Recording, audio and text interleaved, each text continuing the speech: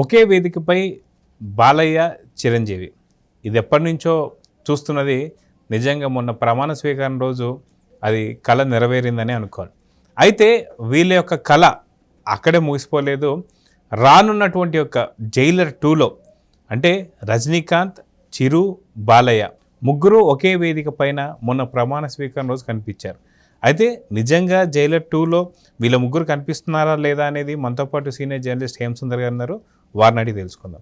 Sir నమస్తే. నమస్తే అండి. సార్, జైలర్ సినిమా ఎటువంటి అంచనాలు లేకుండా దాదాపు 700 కోట్లు మొత్తానికి కలెక్ట్ చేసిన సంగతి తెలిసిందే. అయితే ఇలాంటి సమయంలో జైలర్ 2 ఎందుకంటే ఈ మధ్యలో చూసుకుంటే సక్సెస్ కాని సినిమాలలో కూడా ఏమైపోతుందంటే దానికి సీక్వెల్ అనేది మనకు వస్తుంది. అయితే జైలర్ ఫస్ట్ స్టార్టింగ్ తీసేటప్పుడు ఖచ్చితంగా దీనికి సీక్వెల్ ఉంటుందని ఎవరు అనుకోలేదు, తీయాలని కూడా లేదు. కానీ ఎప్పుడైతే సక్సెస్ అయ్యి 700 కోట్లు కలెక్ట్ చేసిన తర్వాత ఖచ్చితంగా దీనికి ఒక సీక్వెల్ రావాలని చెప్పేసి అయితే కోరుకుంటున్నారు జనం. ఇదే విషయంలో ఇప్పుడు జైలర్ 2లో బాలకృష్ణ, చిరంజీవి కనిపించబోతున్నారు రజనీకాంత్తో పాటు అనుకుంటున్నారు. ఆ కెమిస్ట్రీని మనం ప్రమాణ స్వీకారం వేదికను చూసేసాం. సో దీని గురించి మీరు ఏం చెప్తారు? అంటే మల్టీ స్టారర్ రాజకీయం చూసాము, మల్టీ స్టారర్ సినిమా చూడబోతున్నాం అనుకోవచ్చు. ఎందుకంటే అసలు వాళ్ళు ముగ్గురు ఒక వేదిక మీద కలుస్తారని కూడా ఎక్స్పెక్ట్ చేయలే. రజనీకాంత్ గారు అక్కడికి వస్తారని ఊహించలేదు. ఇన్విటేషన్స్ వెళ్ళి అలాగే బాలయ్య బాబు ఎట్లాగా ఉంటారో, చిరంజీవి గారు కూడా ఇన్విటేషన్ వెళ్ళింది, వచ్చారు. అసలు వాళ్ళిద్దరిని ఒక వేదిక మీద చూడాలనే కోరిక ఎప్పటి నుంచో ఉంది. ఒక వేదిక మీద చూడాలి, ఒక షోలో చూడాలి, లేదా ఒక సినిమాలో చూడాలనే కోరిక ఎప్పటి నుంచో అభిమానులకు ఉంది. ఎందుకంటే అన్స్టాపుల్లో ఇదిగో చిరంజీవి గారు వచ్చేస్తున్నారు, first episode, second season, first season, third season ఇలా వచ్చినాయి. ఇప్పుడు 4వ సీజన్ కూడా స్టార్ట్ అవ్వబోతుంది. అవును, ఇప్పుడు 4వ సీజన్లో ఖచ్చితంగా ఉండే అవకాశం అయితే ఉంది. ఎందుకంటే ఇక ఒక వేదిక మీద కలిశారు, ఆల్రెడీ కలిశారు, మాట్లాడుకున్నారు, బాగుంది. కాబట్టి వాళ్ళ మధ్యలో ఏమన్నా గ్యాప్ ఉన్నా కానీ అది పోద్ది. ఇప్పుడున్న పరిస్థితుల్లో అంతా మీ ఫ్రెండ్సే కాబట్టి ఇక రాజకీయంగా అందరూ ఫ్రెండ్స్ అయిపోయారు. ఇక సినిమాల పరంగా, షోస్ పరంగా కూడా వీళ్ళు ఫ్రెండ్షిప్ కొనసాగే అవకాశం అయితే కనిపిస్తుంది.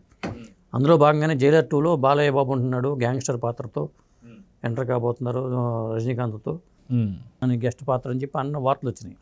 ఇప్పుడు లేటెస్ట్ ఏంటంటే బాలయ్య బాబుతో పాటు చిరంజీవి కూడా ఉండొచ్చు అని చెప్పి అన్నారు. అంటే మోహన్ లాల్, శివరాజ్ కుమార్, జాకీ ష్రాఫ్ ఇలా 3 పాత్రలు ఎక్కడైతే ఉన్నాయో అలాగే ఈసారి సౌత్ నుంచి బాలయ్య బాబు, చిరంజీవి జైలర్ 2లో ఉండొచ్చు అనేది. అయితే సాధారణంగా వీళ్ళిద్దరినీ కూడా ఒక వేదిక మీద ఇప్పటిదాకా ఎప్పుడు చూడలేదు. చిరంజీవి గారు కావచ్చు, బాలకృష్ణ గారు కావచ్చు. అదేవిధంగా ప్రమాణ స్వీకారం రోజు వేదిక పైకి చిరంజీవి వస్తుంటే ఎదురెళ్ళి మరి స్వాగతం పలికి చిరంజీవి గారు తీసుకొచ్చి వేదిక మీద కూర్చోబెట్టారు బాలకృష్ణ గారు. సో వీళ్ళిద్దరి మధ్యన ఎటువంటి గ్యాప్స్ లేవని చెప్పి మనకు అర్థమవుతుంది. ఇదే తరుణంలో పక్కన రజనీకాంత్ గారిని కూడా చూసాం మనం. అయితే ఈ ముగ్గురు కూడా ఒక రకం చెప్పాలంటే సినీ ఇండస్ట్రీలో ఎలాగైతే వీళ్ళు ఒక ఏమంటారు ఒక ఎరాన్ మొత్తం వీళ్ళు చూసుకున్నారో అదే విధంగా చూసుకుంటే రాజకీయాల్లో కూడా చూసుకుంటే బాలకృష్ణ గారు ఇప్పటికీ హ్యాట్రిక్ ఎమ్మెల్యే అని చెప్పేసి అనుకోవచ్చు. చిరంజీవి గారు పార్టీ పెట్టి దాన్ని విలీనం చేశారు. రజనీకాంత్ గారు పార్టీ పెట్టాలనుకుని ఆగిపోయారు. సో వీళ్ళు సినీ ఇండస్ట్రీలో అయితే ఎలా ఉన్నారో రాజకీయ పరంగా కూడా అలానే ఉన్నారు. సో వీళ్ళు ఈ రెండింటి మధ్య వ్యత్యాసాన్ని ఎలా చూడాలంటారు? నిజం చెప్పాలంటే ఆ వైభవం అనేది ఇంకెప్పటికీ రాదండి. ఆంధ్రప్రదేశ్ రాజకీయ చరిత్రలోనే ఒక కొత్త శకాన్ని లిఖించవచ్చని అనిపిస్తుంది నాకు జరిగిన ప్రమాణ స్వీకారం కార్యక్రమంలో. ఎందుకంటే అందరూ ఉద్దండులే, వేదిక మీద అతిరథ మహారథులు, మోడీ గారితో మొదలు పెట్టుకుని అతిరథ మహారథులు ఉన్నారు. అందులో సినిమా రంగానికి చెప్పి ఎవరైతే ఇప్పుడున్న 2 కళ్ళు అనుకుంటామో ఆ 2 కళ్ళు కూడా అక్కడ ఉన్నట్టే. ఒకప్పుడు ఎన్టీఆర్, ఏఎన్ఆర్ 2 కళ్ళు అనేవాళ్ళు. ఇప్పుడు చిరంజీవి, బాలకృష్ణ 2 కళ్ళు అనాలి. ఇక 3వ నేత్రం ఏంటంటే పవర్ స్టార్ పవన్ కళ్యాణ్ అనాలి. వీళ్ళు ముగ్గురు ఒక చోట ఉండటం అనేది అది ఒక రేర్గా వచ్చే ఈవెంట్. మరి సినిమాల పరంగా కూడా అది ఉంటే ఇక ముందు, ఎందుకంటే ఇప్పటిదాకా పెద్ద స్టార్స్ గతంలో కృష్ణ, సోన్ బాబు ఈక్వల్గా ఉన్న సినిమాలు చేసేవాళ్ళు, మల్టీ స్టార్ సినిమాలు చేసేవాళ్ళు. అక్కినేని నాగేశ్వరరావు గారు, రామారావు గారు సినిమాలు చేశారు. ఇట్లా గుండమ్మ కథ కానీ ఇలాంటి సినిమాలన్నీ, మిస్సమ్మ కానీ గుండమ్మ కథ కానీ ఇలా తీసుకున్నప్పుడు మళ్ళీ గుండమ్మ కథ సినిమా చేస్తే వీళ్ళు చేస్తారని వార్తలు వచ్చినాయి. కానీ అవేమి కార్యరూపం దాల్చలా. ఇప్పుడు బాలయ్య బాబుకిను చిరంజీవి గారికి కూడా ఫ్రెండ్లీ వాతావరణం నెలకొంది కాబట్టి వీళ్ళు సినిమాలో చేయొచ్చు, షోస్ చేయొచ్చు.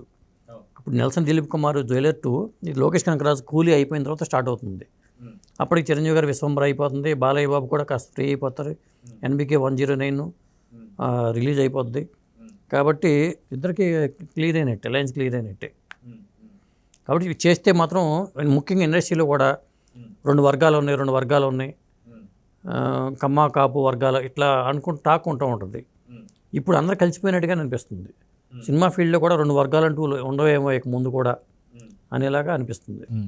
అయితే సాధారణంగా మనం చూసుకుంటే చిరంజీవి గారు కావచ్చు, బాలకృష్ణ గారు కావచ్చు, వీళ్ళిద్దరు కూడా ఖచ్చితంగా జైలర్ 2లో ఉంటారు అని చెప్పేసి అయితే అనుకుంటున్నాం. అదే విధంగా చూసుకుంటే జైలర్ 1లో ఎవరైతే శివరాజ్ కుమార్ గారు కావచ్చు, జాకీ షరఫ్ కావచ్చు, మోహన్ లాల్, సో మూడో హీరో ఉంటే ఎవరై ఉంటే బాగుంటుందని మీరు అనుకుంటున్నారు? ఇంకెవరు పవర్ స్టార్ పవన్ కళ్యాణ్ ఉంటే ఇంకా అద్భుతంగా ఉంటుంది.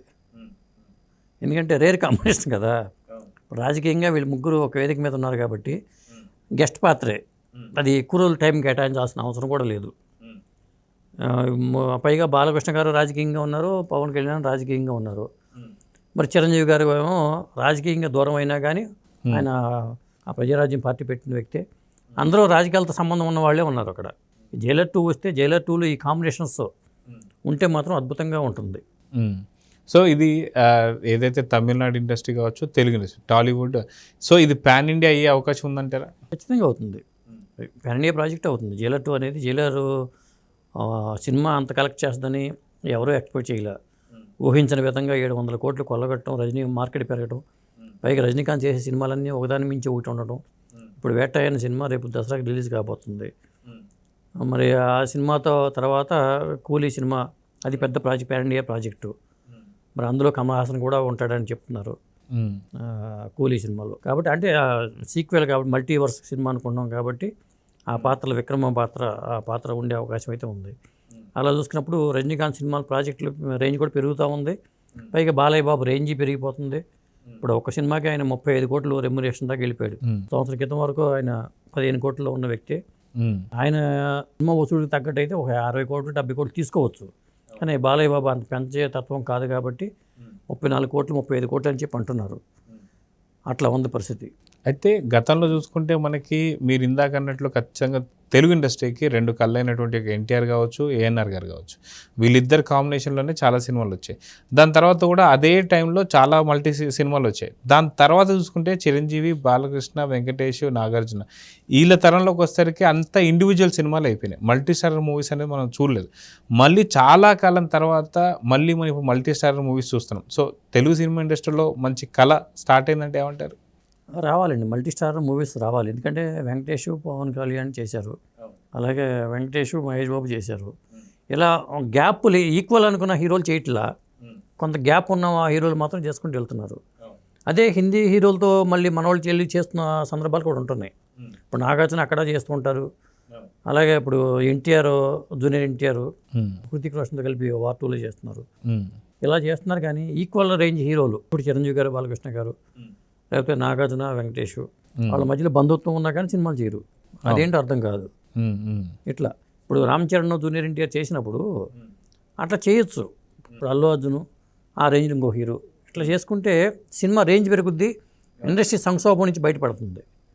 ఇప్పుడు రేపొద్దున రాబోయే సినిమాలన్నీ కూడా ఇండస్ట్రీ సంక్షోభం నుంచి బయటపడేసి సినిమాలే వస్తున్నాయి, రాబోతుంది. కల్కితో ఇది స్టార్ట్ అవబోతుంది. సో చూద్దాం సార్. ఖచ్చితంగా ఏదైతే జైలర్ 2 ఉంటుందో 100% ఉన్న ఎక్స్పెక్టేషన్స్ కన్నా మించి జరగబోతుంది. కాబట్టి గతంలో వితౌట్ ఎనీ ఏమంటారు ఎక్స్పెక్టేషన్స్తోనే 700 కోట్లు వసూలు చేసింది. ఈసారి ఖచ్చితంగా 1500 కోట్ల దాకా వసూలు చేయాలని అయితే కోరుకుందాం. నమస్తే. నమస్తే.